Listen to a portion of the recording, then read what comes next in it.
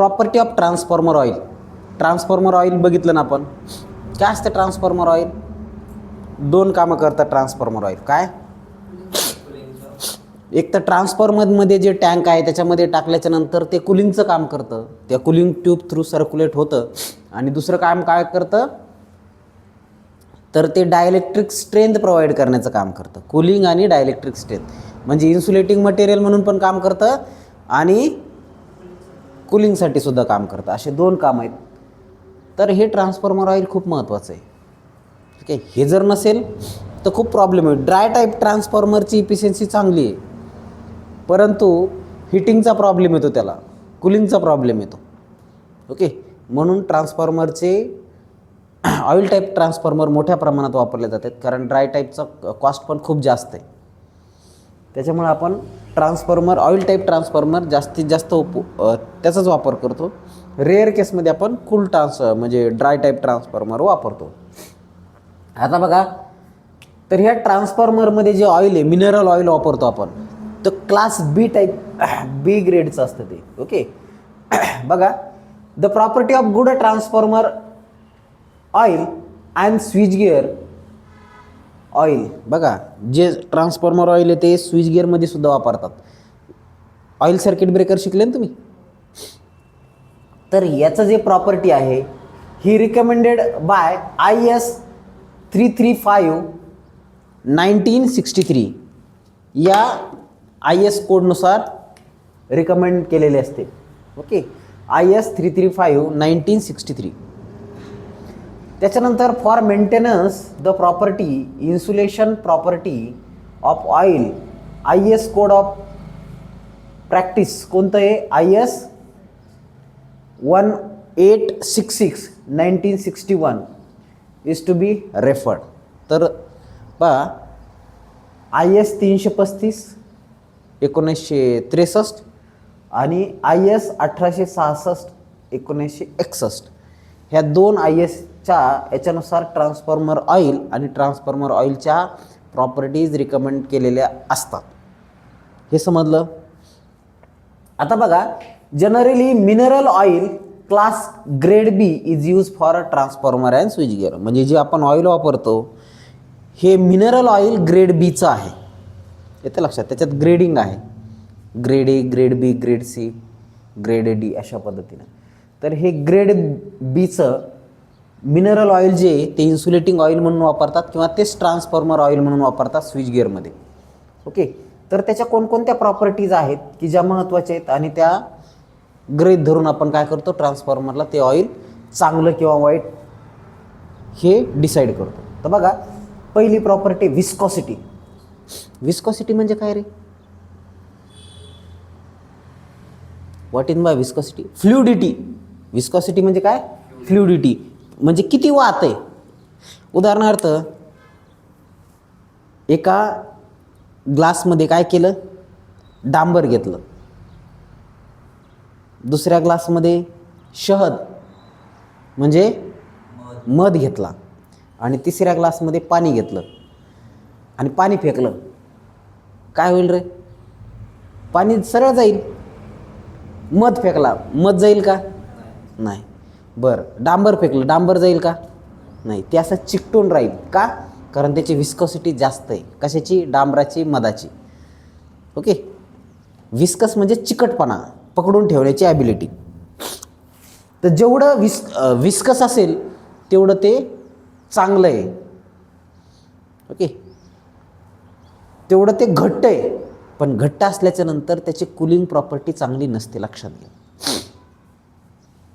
म्हणून it should be less. जास्त viscous नसावं, जास्त चिकट नसावं. तुम्ही बघितलं का ट्रान्सफॉर्मरचं ऑइल तर असं चेक करून बघतात किंवा व्हेकलमधलं ऑइल पण असं चेक करून बघितलं जातं. याचं लक्षात, त्याची असं करून बघतात ते. चिकटपणा वाढला कमी झाला त्याच्यावर त्याचे डिपेंड करतं. तसं हे कसं पाहिजे रे? नॉन विस्कस पाहिजे, कमीत कमी विस्कस पाहिजे. मग काय होतं, कमी विस्कस असेल तर त्याची फ्लुइडिटी चांगली राहील. फ्लुइडिटी का बरं? फ्लुइडिटीची कारण ही सर्क्युलेटिंग आहे, कुलिंग ट्यूबमध्ये फिरत राहतं ना, त्याच्यामुळे त्याची फ्लुइडिटी महत्त्वाची आहे. बघा, विस्कस काय, विस्कॉसिटी काय इंडिकेट का करते रे? फ्लुइडिटी. फ्लो म्हणजे काय, फ्लुइड इन मोशन, फ्लुइडिटी. तर जास्त फ्लुइडिटी असेल तर ते ट्रान्सफॉर्मर ऑइल सगळ्या कूलिंग ट्यूबमध्ये असं फिरून फारून मस्त मस्त राहील, म्हणजे कूल, ट्रान्सफॉर्मरला कूल करेल. येतं लक्षात. म्हणून हे महत्त्वाचं आहे. It should be as less as possible, कमीत कमी असणं गरजेचं आहे. ओके, म्हणजे ते ट्रान्सफॉर्मर चांगलं कूलिंगचं काम करेल. ओके, समजलं पहिला पॉईंट. त्याच्यानंतर दुसरं बघा, इन्सुलेशन अँड डायलेक्ट्रिक स्ट्रेंथ. आता इन्सुलेटिंग स्ट्रेंथ किंवा डायलेक्ट्रिक स्ट्रेंथ म्हणजे काय, की दोन इलेक्ट्रोड जर जवळजवळ आले, काय होणार आहे रे, जर हाय पोटेन्शियल अप्लाय केलं तर हवेमधून सुद्धा इलेक्ट्रिसिटी फ्लो होणार आहे, बरोबर आहे. आता जर जास्त पोटेन्शियल तयार केलं तर इथून पण इलेक्ट्रिसिटी फ्लो होणार आहे. शेकडो किलोमीटर ढगामधून जमिनीमध्ये डिस्चार्ज होतं इलेक्ट्रिसिटी. ओके, का, कारण त्याची डायलेक्ट्रिक स्ट्रेंथ एवढी, त्याची पोटेन्शियल खूप जास्त राहते. तसं ट्रान्सफॉर्मर ऑइलमध्ये दोन इलेक्ट्रोड जर ठेवले आणि त्याला जर हाय पोटेन्शियल दिलं तर किती अंतरावर डिस्चार्ज होतंय, किती अंतरावर डिस्चार्ज होतंय ते त्याची डायलेक्ट्रिक स्ट्रेंथ डिसाईड करतंय. तर it should not less than 30 kV per 5.5 mm. 5.5 mm ला ती किती पाहिजे, 5.5 mm ला 30 kV पेक्षा कमी नसावी. म्हणजे 30 kVचा सप्लाय जर दिला आणि असे दोन इलेक्ट्रोड 5.5 mm आहे का ते,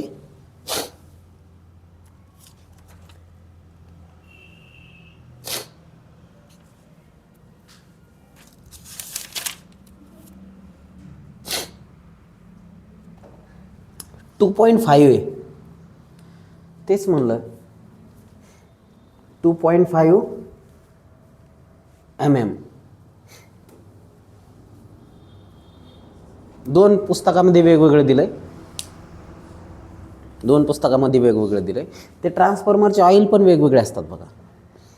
तर 30 kV 30 kVचा सप्लाय 2.5 सेंटीमीटर, कारण डायलेक्ट्रिक स्ट्रेंथचं आम्ही प्रॅक्टिकल केलं ना, तर त्याच्यामध्ये आम्ही 2.5 mm घेतलं होतं. तर 2.5 mmचा एवढा गॅप, 2.5 mmचा, आणि दोन इलेक्ट्रोड अशी इथं जवळजवळ घेतलं आणि त्याला पोटेन्शियल डिफरन्स अप्लाय केला. 30 kV आलं की काय होईल, आतमध्ये स्पार्क तयार होईल, आणि स्पार्क तयार झाला की काय होईल, ज्या व्होल्टेजला तिथं स्पार्क तयार होतो त्याला काय म्हणायचं आहे, त्याची डायलेक्ट्रिक स्ट्रेंथ म्हणायची. काय म्हणायचं आहे, डायलेक्ट्रिक स्ट्रेंथ. समजा 30 kVला स्पार्क तयार झाला तर 30 kV हे काय झालं, त्याची डायलेक्ट्रिक स्ट्रेंथ. त्याच्यापेक्षा कमी व्होल्ट जर दिलं तर फ्लॅशओव्हर होणार आहे का, नाही. करंट फ्लो होणार आहे का त्या दोन्ही. ट्रान्सफॉर्मर ऑइल घ्यायचं, घेतलं, त्याच्यामध्ये दोन इलेक्ट्रोड असे प्लेस करायचे आणि दोन्ही इलेक्ट्रोडच्या अक्रॉस सप्लाय द्यायचा. किती सप्लाय द्यायचा रे, 20 kV, 15 kV, 20 kV, 25 kV, 30 kV दिला आणि डिस्चार्ज झाला. 30 kV म्हणजे काय, 30,000 व्होल्ट. 30 kV म्हणजे काय, 30,000 व्होल्टचा सप्लाय दिला तर काय होईल, याच्यात फ्लॅश होईल आणि डिस्चार्ज होईल. फ्लॅश होईल आणि काय होईल, डिस्चार्ज होईल. अशा पद्धतीने फ्लॅशिंग झालं आणि डिस्चार्ज झालं. याचा अर्थ काय, 30 kV ही त्याची डायलेक्ट्रिक स्ट्रेंथ आहे. 28 kV दिलं, डिस्चार्ज झालं का, नाही. याचा अर्थ काय, 28 kV त्याची डायलेक्ट्रिक स्ट्रेंथ आहे का, नाही. कमीत कमी 30 kV दिलं की ते डिस्चार्ज होणार आहे, तर ती झाली त्याची डायलेक्ट्रिक. एवढं जर असेल तर ते ट्रान्सफॉर्मर ऑइल ओके. आणि ते जर 10 आणि 15 आणि 12 kVला जर डिस्चार्ज व्हायला लागलं, याचा अर्थ काय, ते ट्रान्सफॉर्मर ऑइल खराब आहे, त्याची डायलेक्ट्रिक स्ट्रेंथ चांगली नाही, ते ट्रान्सफॉर्मरला लवकर उडवून टाकेल. येतं लक्षात. सो हे तुम्हाला माहीत असणं गरजेचं आहे. So this is dielectric strength. Then next, flash point. It should not be less than 160 degree Celsius. Flashing व्हायला बघा, फ्लॅशिंग 160 डिग्री सेल्सिअस पेक्षा कमीवर फ्लॅश व्हायला नाही पाहिजे. फ्लॅशिंग म्हणजे काय? डिस्चार्ज. अलग लक्षात. डायलेक्ट्रिक स्ट्रेंथ कमी होऊन फ्लॅश डिस्चार्ज होण्याची प्रोसेस 160 डिग्री सेल्सिअसपेक्षा कमीवर होता कामा नये. त्याच्यानंतर fire point, it should not burn out, जळायला सुरुवात नाही झाली पाहिजे. किती? 200 डिग्री सेल्सिअस. 200पेक्षा कमी जर टेम्परेचर दिलं तर याने जळायला सुरुवात नाही करायला पाहिजे. Okay, it should not less than 200 degree Celsius. Then purity, याच्यामध्ये कंटॅमिनेटेड नसले पाहिजे. मग कोणकोणते कंटॅमिनेटेड? कोणतेच नसले पाहिजे. वॉटर नसलं पाहिजे. 5 ppm पेक्षा कमीच असावं. ppm म्हणजे काय? पार्ट पर मिलियन. एका मिलियनमध्ये 5 पेक्षा जास्त, म्हणजे 1 मिलियन लिटर आहे वॉटर. किती? 1 मिलियन लिटर आहे. त्याच्यामध्ये 5 लिटरपेक्षा जास्त पाणी नसावं. त्याच्यामध्ये 5 लिटरपेक्षा जास्त पाणी नसावं. जर 1 मिलियन थेंब आहे थोडक्यात, त्याच्यामध्ये 5 थेंबापेक्षा जास्त पाणी नसावं. त्याला काय म्हणतात? ppm, पार्ट पर मिलियन. प्रत्येक मिलियनमध्ये किती पार्ट आहेत, तसं 5 ppm म्हणजे 5 पार्ट पर मिलियन 5पेक्षा जास्त नसावं. हे समजते का? ppm म्हणजे काय? पार्ट पर मिलियन. म्हणजे 1 मिलियन लिटर वॉटर असेल तर त्याच्यात 5 लिटरपेक्षा जास्त पाणी नसावं. आलं लक्षात? तर हे वॉटर काय? प्युरिटी. त्याच्यानंतर ॲसिडिटीमध्ये ॲसिडिक नेचर किती नसावं रे? 0.0 mg/KOH पर ग्रॅम एवढंच असावं. 0.03 mg/KOH पर ग्रॅम एवढंच त्याच्यामध्ये ॲसिडिक नेचर असावं. जास्त ॲसिडिक नेचर नसावं. त्याची डायलेक्ट्रिक स्ट्रेंथ कमी होते. ओके. त्याच्यानंतर loss tangent at working temperature 0.005 एवढा वर्किंग टेम्परेचरला लॉस टेंजेंट. ओके, हे 0.005 पेक्षा कमी असावं. ओके. त्याच्यानंतर density 20 डिग्रीला 0.89 gram per centimetre cube एवढी असावी. ओके. तर हे झाले त्याचे इम्प्युरिटीज. त्याच्यानंतर स्लज म्हणजे काय रे? जे लिक्विड आहे ते हळूहळू सॉलिड बनत जातं. सेमी सॉलिड हायड्रोकार्बन तयार होतात तिथे. तर त्याचं स्लज फॉर्मेशन जे आहे 0.1% कमी असावं. ओके. तर हे आहे तुमचे काय? Property of transformer oil. आता 4 मार्काला प्रश्न जर विचारला तर पहिले हे 2 पॉईंट लिहायचे जनरलाइज, आणि 1 2 3 4 5 6 7 8. 8 मध्ये काय लिहिणार तुम्ही?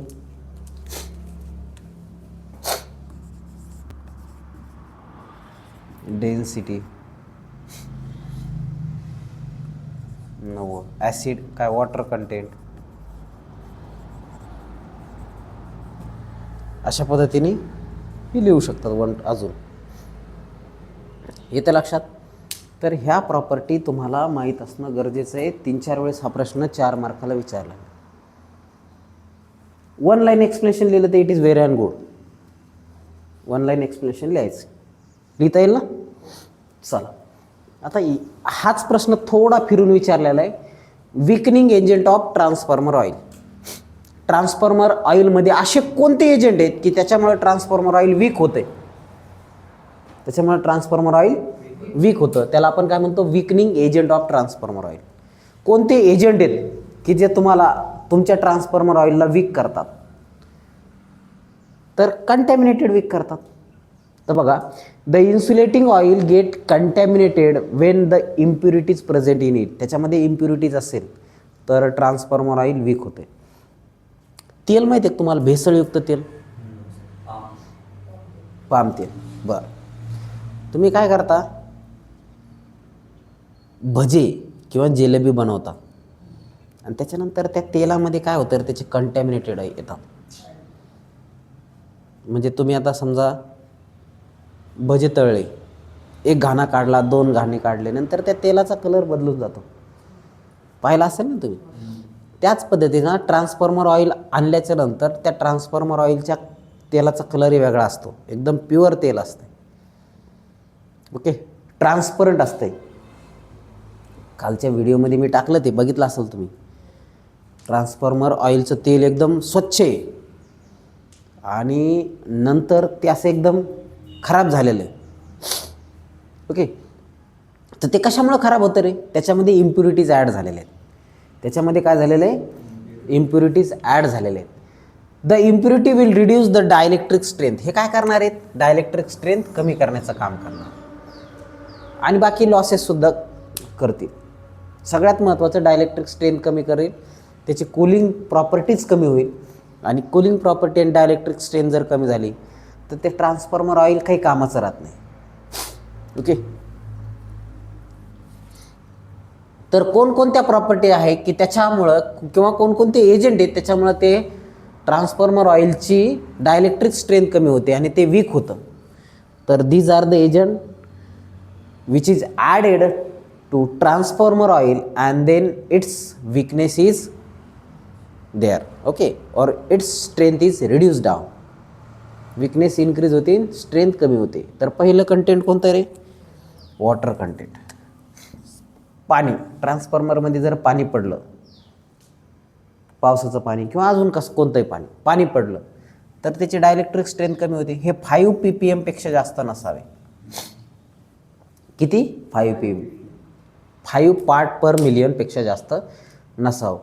त्याच्यानंतर डस्ट, धूळकण, खकाना, डर्ट म्हणजे ओलसट पार्ट, असा पार्ट नसावा. चिखल, माती वगैरे हा पण त्याच्यामध्ये ॲड झालेला नसावा. त्यानं काय होईल? डायलेक्ट्रिक स्ट्रेंथ ट्रान्सफॉर्मरची कमी होईल. त्याच्यानंतर कार्बन डिपॉझिशन, जे टर्मिनल असतात, बुशिंग असते, तिथं काय होतं? कार्बन जनरेशन होतं. तर ते कार्बन कंपोजिशन जरी ट्रान्सफॉर्मर ऑइलमध्ये ॲड झाले तर त्याच्यामुळे ट्रान्सफॉर्मरची डायलेक्ट्रिक स्ट्रेंथ कमी होते. त्याच्यानंतर सल्फर जर ट्रान्सफॉर्मर ऑइलमध्ये ॲड झालं तर त्याची डायलेक्ट्रिक स्ट्रेंथ कमी होते.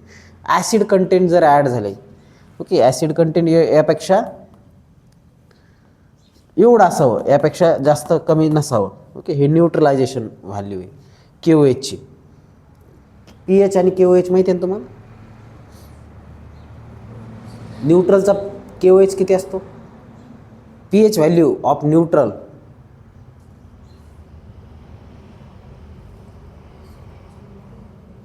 पाण्याची pH व्हॅल्यू किती असते?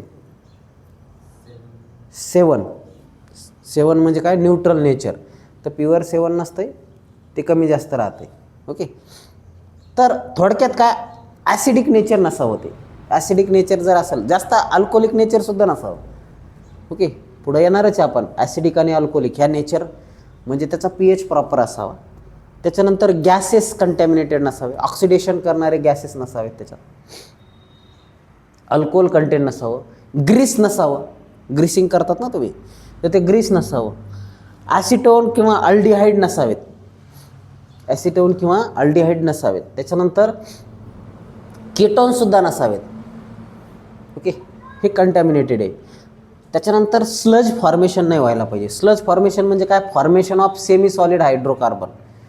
ओके, ते जाड होत चालतं आहे. ओके, तर ते पण व्हायला नाही पाहिजे. त्याची विस्कॉसिटी कमीच राहायला पाहिजे, जेणेकरून ते सर्क्युलेशनला प्रॉपर सर्क्युलेट करत राहील आणि ट्रान्सफॉर्मर व्यवस्थित कूल होत राहील. तर ह्या सगळ्या एजंट आहेत, हे सगळे एजंट आहेत जे काय करते? ट्रान्सफॉर्मर ऑइलला वीक करतात. So these are the agent by which transformer ऑइलची डायलेक्ट्रिक स्ट्रेंथ जी आहे ती कमी होते, वीक होतो ट्रान्सफॉर्मर ऑइल. इथं लक्षात कळालं का? सो राईट डाऊन दिस.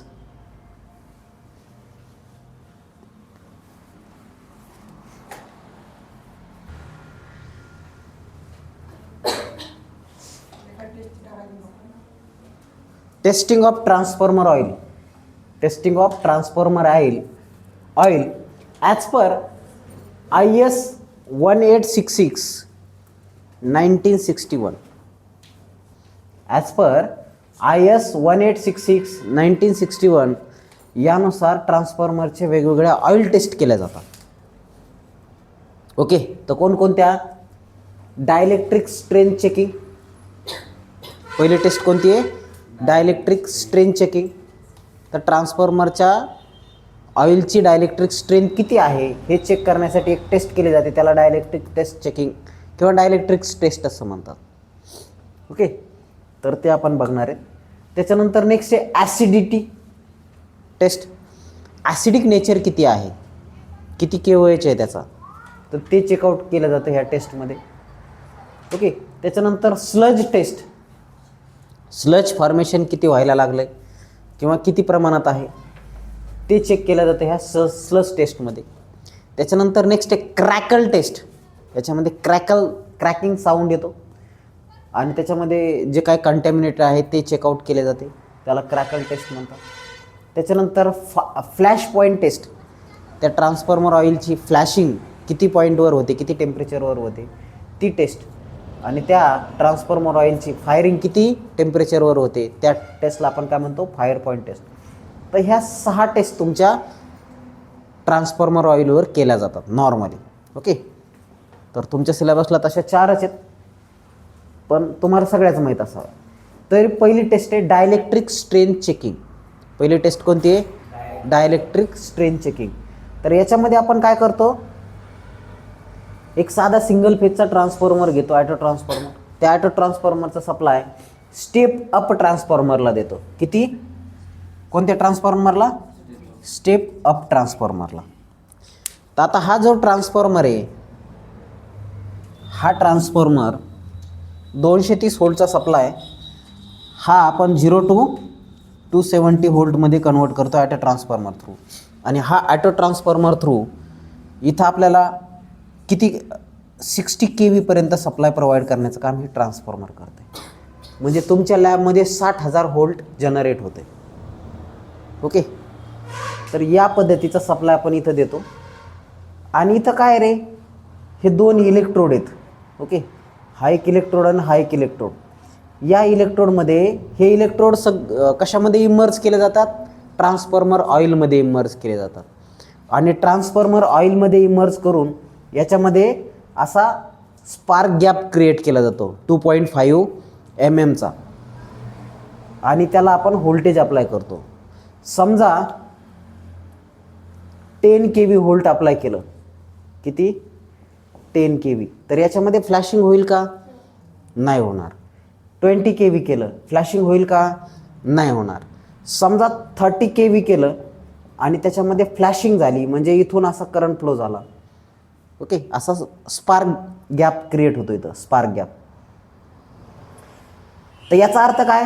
30 kV पर 2.5 mm ही काय झाली? त्याची डायलेक्ट्रिक स्ट्रेंथ झाली. कशाची? ट्रान्सफॉर्मर ऑइलची. जर समजा 15, 20, 22 वर जर हे जर डिस्चार्ज व्हायला लागलं, स्पार्क गॅप क्रिएटमध्ये फ्लॅशिंग जर 22 kV वर व्हायला लागली किंवा 20 kV वर व्हायला लागली, तर हे ट्रान्सफॉर्मर ऑइल चांगलं आहे का?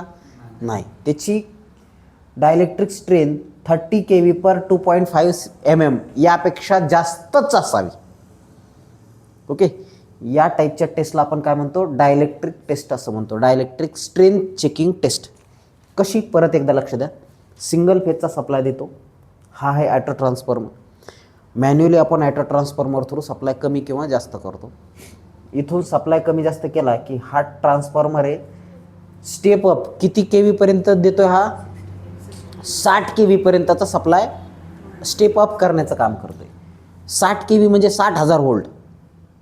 येतं लक्षात? तर समजा 10,000 व्होल्ट दिलं ह्या 2 पॉईंटच्या अक्रॉस, तर हे इथं फ्लॅशिंग होईल का? नाही होणार. 15,000 दिलं, फ्लॅशिंग होईल का? नाही. 20,000 दिलं, फ्लॅशिंग होईल का? नाही. 25,000 दिलं, फ्लॅशिंग होईल का? नाही. समजा होऊ बी शकते. जर समजा 25,000वर फ्लॅशिंग झाली, याचा अर्थ काय? ते ट्रान्सफॉर्मर ऑइल चांगलं नाही. 10,000वर फ्लॅशिंग झाली, होऊ शकते, कारण कंटॅमिनेटेड असेल, पिवळसर ऑइल असेल, लालसर पिवळसर असेल तर फ्लॅशिंग होऊ शकते 10-15,000वर पण. मग याचा अर्थ काय? ते ऑइलच खराब आहे. ओके, समजा चांगला ऑइल असेल, नवं असेल ऑइल, आणि त्याला जर आपण अशा पद्धतीने सप्लाय वाढवून दिला तर 30 kV पर 2.5 mm ला फ्लॅशिंग होईल. याचा अर्थ काय? 30 kV हे काय आहे? त्याची डायलेक्ट्रिक स्ट्रेंथ आहे. 30 kV पेक्षा जास्त सप्लाय आला की तिथं फ्लॅशिंग होईल. येतं लक्षात.